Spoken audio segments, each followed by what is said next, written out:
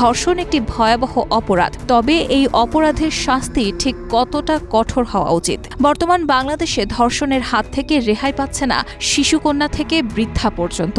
এখন প্রশ্ন উঠছেই, এই অপরাধের ঠিক কেমন শাস্তি হলে এই ঘৃণিত কাজ থেকে মানুষ বিরত থাকবে? ইসলামে বা এই অপরাধের শাস্তি কিভাবে বর্ণিত আছে? সুনানে ইবনে মাজাহের 2598 নম্বর হাদিসে রয়েছে, রাসূলুল্লাহ সাল্লাল্লাহু আলাইহি ওয়াসাল্লামের যুগে ধর্ষণের একটি ঘটনা ঘটেছিল।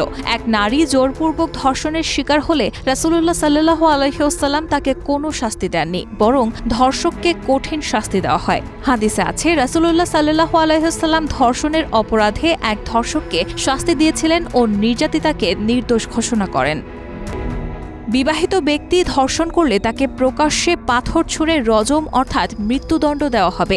অবিবাহিত হলে প্রকাশ্যে 100 বেত্রাঘাত এবং 1 বছরের জন্য দেশান্তর করা হবে। পবিত্র কুরআনে সূরা নূরের আয়াত নম্বর 2-এ বলা আছে, ব্যভিচারী নারী ও ব্যভিচারী পুরুষ তাদের প্রত্যেককে 100 বার করে বেত্রাঘাত করো। এবং সহিহ মুসলিমে বর্ণিত আছে, যে অবিবাহিত নারী পুরুষ ব্যভিচারে লিপ্ত হয় তার শাস্তি হলো 100 বেত্রাঘাত এবং 1 বছরের জন্য নির্বাসন। আর বিবাহিত হলে তাদের জন্য শাস্তি হলো 100 বেত্রাঘাত এবং রজম।